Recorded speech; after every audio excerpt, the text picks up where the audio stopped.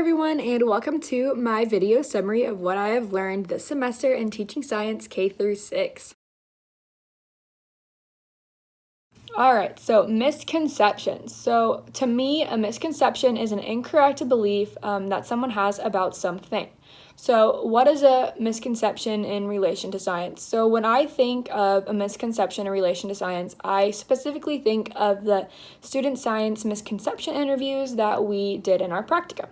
So luckily, I actually got mine done before we had to go to online learning. But anyway, so two common misconceptions that options that we could have done for our interviews was how a marble is going to react after it comes off a spiral ramp, and how it's going to, what it's going to do, how's it going to continue rolling. And I did that one actually with a couple of students, and I found out that a lot of them think that the marble is going to continue spiraling or it's going to zigzag, and really it's going to go straight. So that's one misconception. And then the other misconception, this is actually what my partners did in practicum. They did the one involving what objects are going to reflect light and why. And so that is another common misconception amongst young students. They don't know exactly why objects reflect light, and a lot of times their beliefs on that concept is incorrect. And then so now explain how I will leverage student misconceptions of common science phenomena in my future classrooms. So a way that I think I can kind of leverage these students' misconceptions is to, before we start a new lesson, kind of do a survey with the students and kind of get an understanding of what their misconceptions might be about the topic, and then use those misconceptions and incorporate them into the lesson somehow so that they can build a connection with their misconception and the truth. And so I think that's one way to kind of leverage student misconceptions. And I also think that when you hear students talking and they are discussing a misconception and you hear it, I think you need to be prepared to kind of discuss that misconception with them and turn it into a teaching moment and teach them what the truth is of their misconception. And that is what I've learned about misconceptions. All right, so what I've learned about progression of standards. So from my understanding, a progression of the standards in relation to NGSS is where a DCI is taught throughout the grades and not just in one grade. So what I mean by that is in kindergarten, they're going to be introduced to one disciplinary core idea, and they're going to learn a little bit about that. And then as they progress through elementary school, they're going to expand on what they know about that DCF.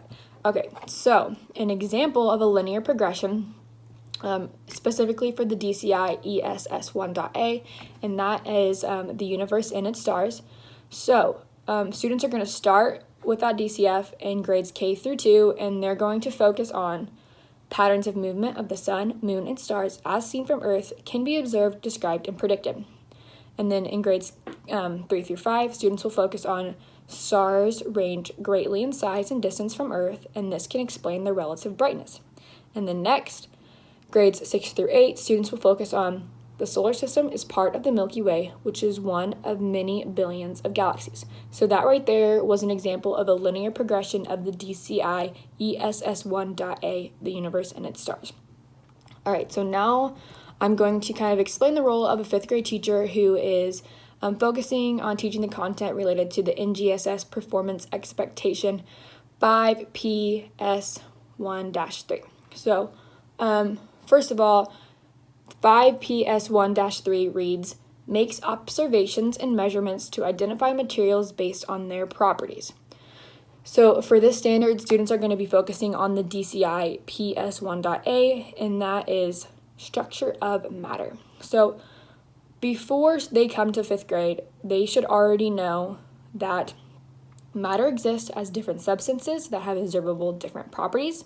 These different properties are suited to different purposes, and objects can be built up from smaller parts. So that's what they should know before they come into 5th grade. And then in 5th grade, so this is the teacher's role, the 5th grade teacher's role for this standard. So they're going to learn that matter exists as particles that are too small to be seen, and so matter is always conserved even if it seems to disappear. So that's what they're going to learn in 5th grade. And then after 5th grade, they're going to learn that The fact that matter is composed of atoms and molecules can be used to explain the properties of substances, diversity of materials, states of matter, phase changes, and conservation of material. So what I just explained right there is considered the progression of the DCI PS1.A, and it kind of starts with teaching the students the basics of that DCI, and then it gradually progresses into more sophisticated ideas. So that is kind of what I learned about the progression of standards in relation to NGSS.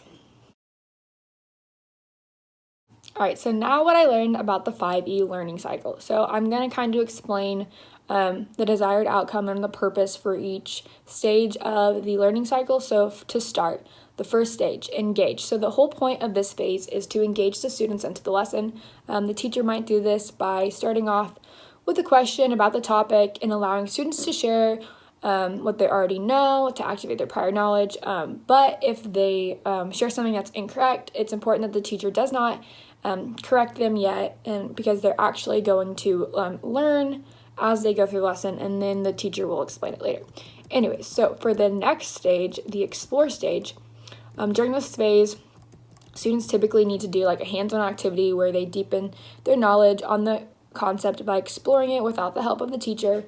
Here the students are going to, test any predictions that they might have about the topic, and if they find out that they're wrong, they're going to make new predictions.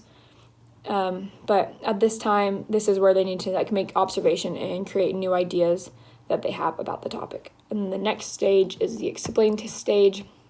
So this is actually the phase where students are asked to explain what they learned during the explore phase. If there are still any misconceptions, this is when the teacher is going to step in and kind of formally explain the concept and introduce terms and definitions in relation to the concept that is being taught. But it's really important that the students share their explanations first. And so this is also the stage that if there is going to be any direct instruction in the lesson, that this is where it should be located. And so for the fourth stage, it is elaborate. And in this stage, this is where students are going to apply their newly acquired knowledge on the topic by doing another hands-on activity or project. And that's kind of where they're going to use what they learned, and they're going to apply those terms correctly in this elaborate phase, in this new activity that they are doing to kind of expand their knowledge. And the last stage is the evaluate stage. And this is the phase where the teacher kind of assesses the students on their understanding of the concept. And there's several ways that this can be done. So the teacher can observe the students throughout the lesson, and at the end ask open-ended questions where the students explain what they think, explain what they've learned and what they think the answer is to your question. And then it could also be like a more formal type of evaluation where the students take a test, although authentic assessments are preferred. But also during this stage, it's really important that students are self-assessing, and there's peer assessment going on during this stage as well. So an example of how the 5E learning cycle could be used for the standard 5E SS1-2, and that's basically covers seasons and why they happen.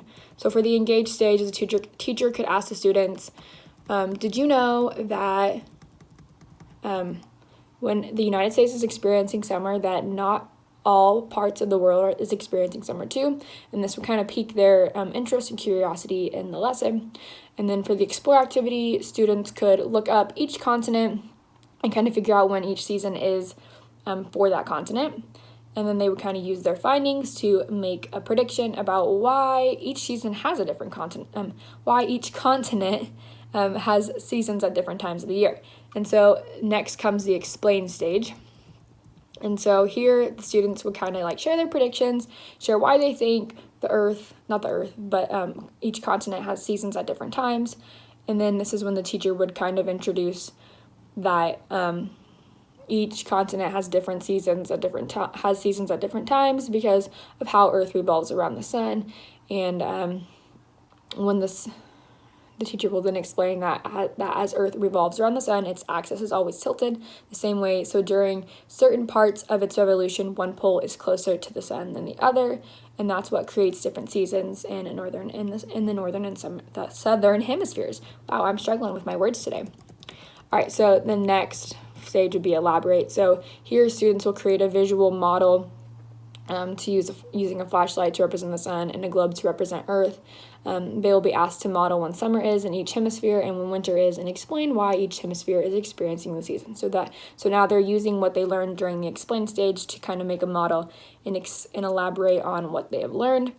And then the evaluate stage. So for this example, the teacher could observe the students during the elaborate stage and watch for evidence that the students have changed their thinking. They can also ask open-ended questions like explain why North America is experiencing summer, and then so she would evaluate the students based on their answer. And that is what I've learned about the 5E learning cycle.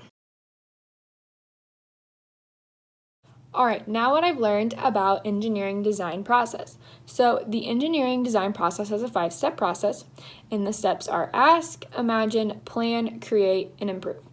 So for ask, this is where students ask what the problem is. For imagine, this is where students imagine solutions for the problem, and then they pick the best one. And then for plan, this is where students plan how the solution will be implemented. They will make a diagram and list all the materials that they will need.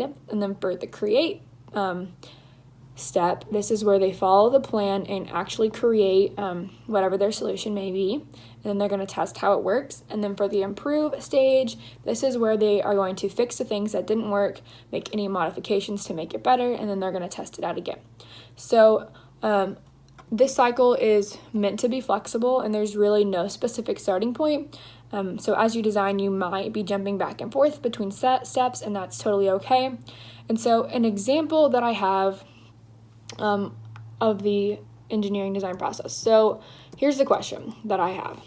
How can I get the apple from the tree branch that is out of my reach? So now I'm in the imagine stage. So I'm thinking I could create some sort of apple picker. So I need to come up with a plan. So now I'm in the plan stage. I'm going to use a stick, a small garden rake, and some tape to create an apple picker. So now that I've got my plan, I'm moving on to the create stage, and I am going to create my apple picker, and I'm going to use tape to tape the garden rake to the end of the stick to give me length so I can reach the apple. And then now I'm going to test it. So I've tested it and it didn't work. So now I'm in the improve stage, and I ask myself, why did this not work? And then that's when I realized, oh, my apple picker was still too short, so I need a longer stick. So now I'm going to make those modifications and test it again. So that's just an example of how the engineering design process kind of works. Anyways, so in my opinion, the deep learning takes place in 2 stages. The most deep learning takes place in 2 stages. And one of those stages is the improve stage. And I think that it's super important because it teaches students that failure is okay and that everything can always be improved. Another stage that I think is important in the plan is the plan stage, and that's because in this stage students really have to think about what they are trying to accomplish and how they want to do so. So they have a goal they have to take into consideration what they will need to use in order to reach their goal. So those are the 2 stages that I think the most deep learning takes place. So that is my summary of what I've learned in regards to the engineering and design process. All right, for the last portion of this video, feedback. All right, so I found the concept map to be the most helpful, especially when it came to creating the science unit plan. It was really helpful because I was able to visualize where I needed to break up lessons and what order I should teach them in. So I think the concept map is something you should definitely do in upcoming semesters. And then for something that I didn't feel was as helpful, so I felt that actually creating the foldable was not the most helpful, but it was fun. I will agree to that. I just feel that it is something we could have just talked about and why they're important to incorporate into lessons without actually having to have made one. Now, I do agree that if we were actually teaching these lessons that we were creating, I think it would be extremely important to actually make a foldable, and then you could use that as an example for the students. But because we weren't actually teaching these lessons. I felt like it was a little unnecessary, and that we could have just discussed the importance of incorporating foldables into lessons when we can. So that's my feedback I have for you. Thanks for a great semester.